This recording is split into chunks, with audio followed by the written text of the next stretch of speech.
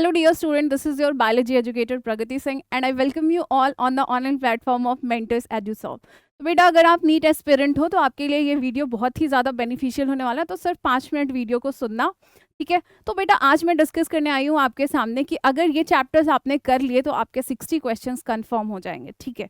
तो आखिर ये चैप्टर्स हैं कौन? तो सबसे पहली बात तो ये है कि आप जब पढ़ाई करते हो बेटा तो आप अपने सिलेबस को 3 पार्ट में डिवाइड कर दो। ब्लॉक मेथड से पढ़ाई करो। एक जो है वो मोस्ट इंपॉर्टेंट, एक जो है एवरेज इंपॉर्टेंट और एक जो है लीस्ट इंपॉर्टेंट। तो मोस्ट इंपॉर्टेंट टॉपिक्स को आपको सबसे पहले कंप्लीट करना होता है। अगर आप मोस्ट इंपॉर्टेंट टॉपिक्स को कंप्लीट नहीं करोगे तो आपका हैवी पोर्शन छूट जाएगा, ठीक है। तो जो लीस्ट इंपॉर्टेंट है ना, उसके चक्कर में आप 60 क्वेश्चंस को नहीं इग्नोर कर सकते, ठीक है।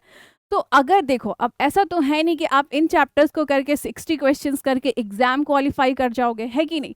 लेकिन अगर आप ये 60 क्वेश्चंस कर ले जाते हो कुछ टॉपिक्स को करके, तो क्या होता है बेटा, आपके अंदर कॉन्फिडेंस बहुत ज़्यादा बिल्डअप हो जाएगा, जो कि किसी भी एग्जाम को क्वालिफाई करने का मेन पिलर होता है। तो ये जो चैप्टर्स हैं बेटा, जो आपके जिन चैप्टर्स की मैं बात कर रही हूँ उसमें फर्स्ट नंबर आता है बायोटेक्नोलॉजी का, ठीक है। तो बायोटेक्नोलॉजी से बेटा आपके 10 से 11 क्वेश्चंस आते हैं। क्लास 12 की बायोलॉजी में ये चैप्टर है आपका, 2 चैप्टर्स हैं इसके अंदर, इस यूनिट के अंदर। इससे 10 से 11 क्वेश्चन पूछे जाते हैं और ये इन दोनों बहुत इंपॉर्टेंट हो गया है और ये अप्लाइड बायोलॉजी से ज़्यादा क्वेश्चन आने लगे हैं। तो ये चैप्टर आपका बहुत ही ज़्यादा वेटेज रखता है। 10 से 11 क्वेश्चन सिर्फ 2 चैप्टर से बहुत बड़ी बात है, और चैप्टर भी बिल्कुल छोटा है, ज़्यादा मतलब वास्ट नहीं है ये चैप्टर, अगर आप इसको समझ लेते हो तो सोचो आप सिर्फ 2 चैप्टर करके 10 से 11 क्वेश्चन कर ले जाते हो, मतलब 44 मार्क्स आप स्कोर कर लेते हो, ठीक है। तो अगर इसके बाद जो आता है आपका वो है जेनेटिक्स, ये भी क्लास 12 बायोलॉजी की, इसमें भी आपके 2 चैप्टर आते हैं। थोड़ा सा वास्ट है कंपेयर टू बायोटेक्नोलॉजी, बट बहुत इंटरेस्टिंग है अगर आपने अच्छे से लेक्चर्स लगाए हैं, अच्छे से सारे क्वेश्चंस किए हैं और एनसीईआरटी पढ़ा है तो, ठीक है। तो होता क्या है बेटा, इसमें जो फर्स्ट चैप्टर है आपका वो है principle of inheritance and second is your molecular basis of inheritance. तो दोनों से 7-8 क्वेश्चन आते हैं ऑन एन एवरेज, जो है 16 to 19 या फिर 20 कह लो क्वेश्चन इस चैप्टर से हर साल आ रहे हैं। और 20 into 4 होता है बेटा 80, 20 into 4 होता है बेटा 80, जो कि बहुत ही ह्यूज वेटेज है ना। 20 into 4 इट इज 80। तो चलो 20 नहीं, बट एटलीस्ट बेटा 16 से तो कम क्वेश्चंस इस चैप्टर से आते ही नहीं है। तो आप 64 मार्क्स यहाँ पर स्कोर कर ले जा रहे हो, ठीक है। तो अब जो इसमें प्रिंसिपल ऑफ इनहेरिटेंस है, इसमें बेटा लिंकेज डिसऑर्डर्स एंड जो जीन इंटरेक्शन वाला पार्ट है उस पर ज़्यादा ध्यान देना है आपको, क्योंकि इनसे ज़्यादा क्वेश्चंस फ्रेम किए जाते हैं। नेक्स्ट है आपका सेल। तो सेल से 8 से 9 या 10 क्वेश्चंस आप रख लो, तो 10 into 4 करोगे तो भी आपका होता है 40।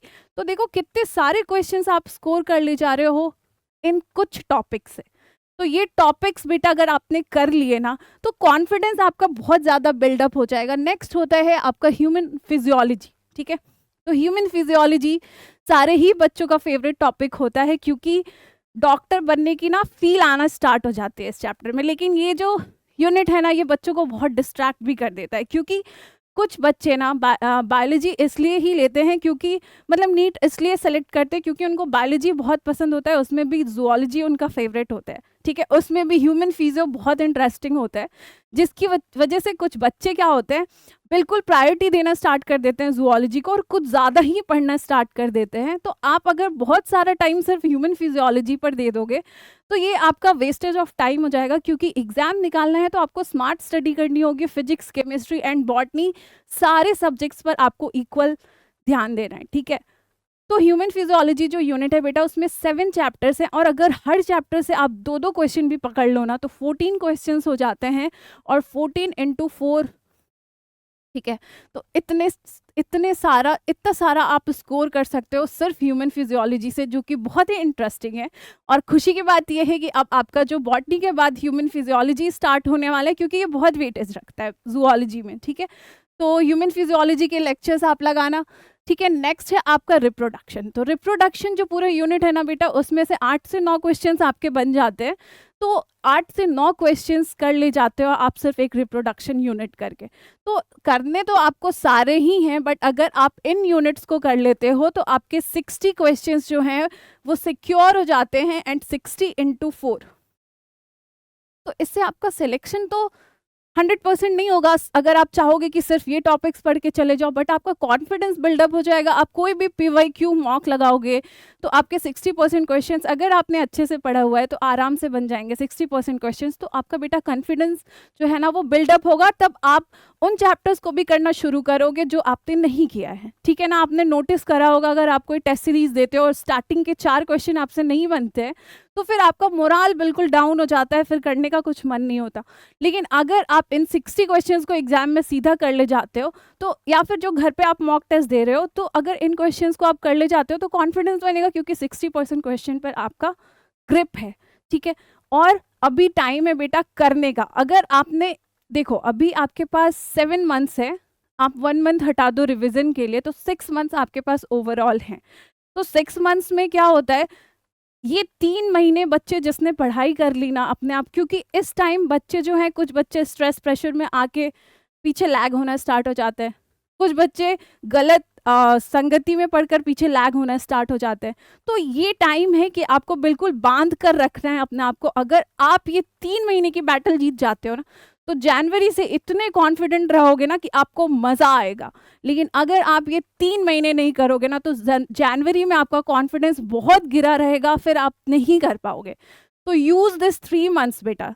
3 मंथ को आपको इतना ज्यादा एकदम पीक पर जाकर यूज करना है ताकि आपका कॉन्फिडेंस बिल्डअप रहे, ठीक है ना। ज्यादा तो नहीं हो गया, चलो ठीक है। 3 मंथ को यूज करो और उसके बाद जनवरी में आपको बहुत अच्छा कॉन्फिडेंस रहेगा, एग्जाम फोड़ दोगे आप पक्का, ठीक है। चलो तो फिर दैट्स इट। चलो तो फिर क्या है, अब अपना वीडियो यहीं पर एंड करते हैं। Thank you to all of you, all the best.